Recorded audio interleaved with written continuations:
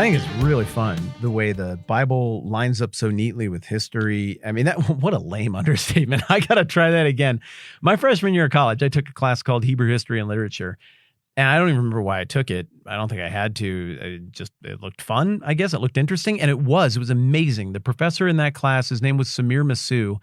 This dude just had his brain wrapped around everything that happened in the ancient world, and he could zip in and out of the Bible and historical documents and weave the whole story together into something cohesive in a way that was, it was so compelling that it still affects what I do with my life to this day. It was amazing to watch that. And then I think for me, being raised around an exclusively devotional style of Christianity, I'm not saying that's bad, but for me, I had questions. I had history questions. I had story questions. I had narrative questions.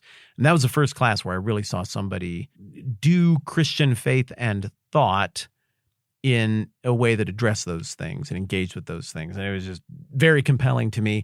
And as a result, I am such a sucker now for any place where the Bible clearly overlaps with the larger historical narrative of the world. And what are we in, like 13 episodes into this conversation on Esther, and we're 2 verses in because I keep digging into the historical context. I guess I'm being redundant here. Obviously, I love that kind of an exercise, and I think there's a lot to be mined from it. A while back, you and I looked at that bit with King Josiah at the end of 2 Kings, where he delays the Egyptians under Pharaoh Necho, who were on their way to support the Assyrians in the campaign that eventually led to the Battle of Carchemish in 605. And every time I've ever discovered one of those little nuggets, I get all amped up and excited. And we have one of those little nuggets here in 539 BC as we've been tracking the story of the Achaemenid Empire. That's the Persian Empire.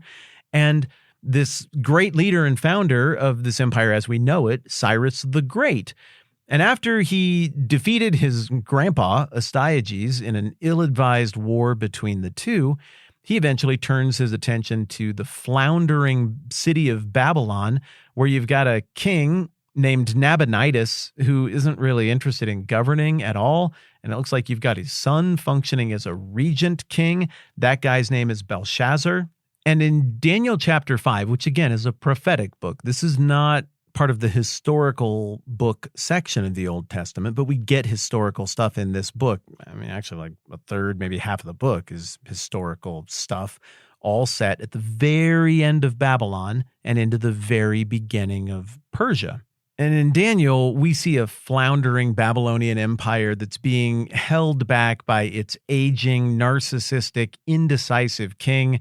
That king, Nebuchadnezzar, goes through a pretty significant process with the God of Abraham, the God of the Jews. Even he receives judgment from that God and even repents before that God. There's a lot happening in the context of Babylon. But like we talked about a couple days ago, Nebuchadnezzar failed to groom quality heirs or successors to the throne, and they just didn't seem to care that much.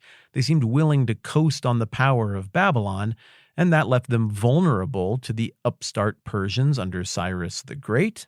And finally, in 539, the dam burst, and the very night that the kingdom of Babylon falls and the Persian Empire, for my money, is established. It's established on this page, on this night. The events of that night from the Babylonian perspective are recorded here in Daniel.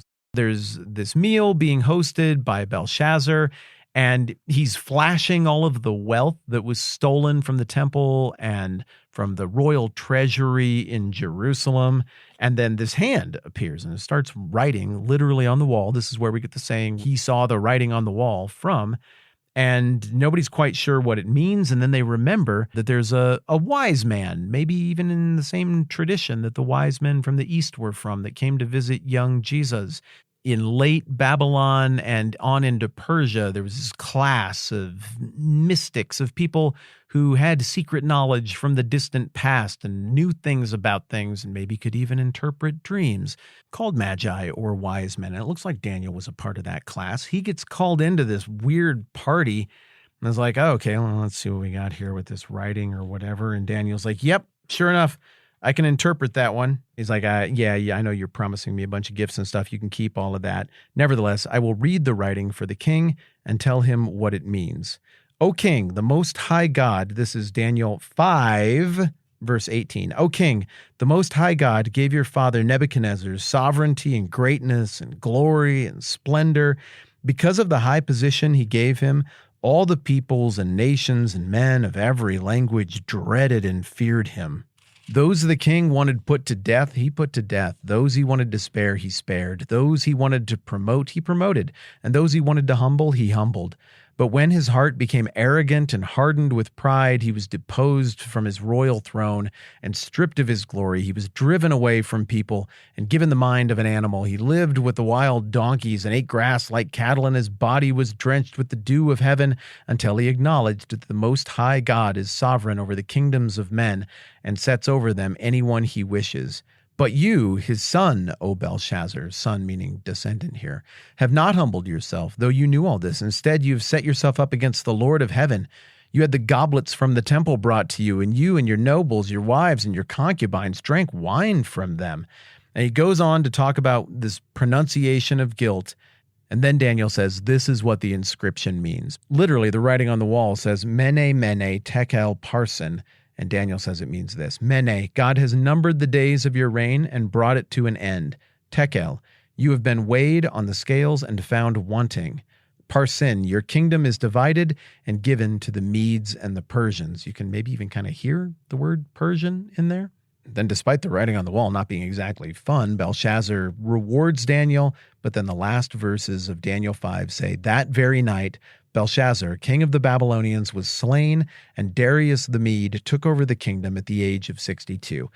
I made a video about this a while back. I think that Darius the Mede character is a general of the Medes who were working with the Persians under the authority of Cyrus.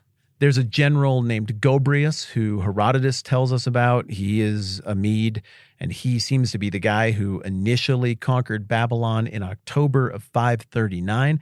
And then like a week and a half or so later, Cyrus himself shows up and then begins undertaking an approach to governance there that is in keeping with that Cyrus cylinder, that little like football size thing that I was reading to you from a while back, where the strategy is to say, hey, I love Babylon, so glad to be here, totally love your God. In fact, it's your God, Marduk, who put me, Cyrus, in charge of Babylon now. So let's just keep rolling with what we're doing, except now my family will just have the dynasty, and this will just be the new way that Babylon moves forward. That seems to be the tone of Cyrus's approach for how to handle the whole Babylon situation.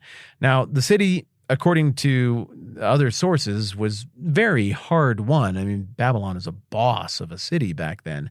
But after this victory, all we're going to see from Babylon moving forward is the occasional rebellion and upstart king claiming to be descended from Nebuchadnezzar.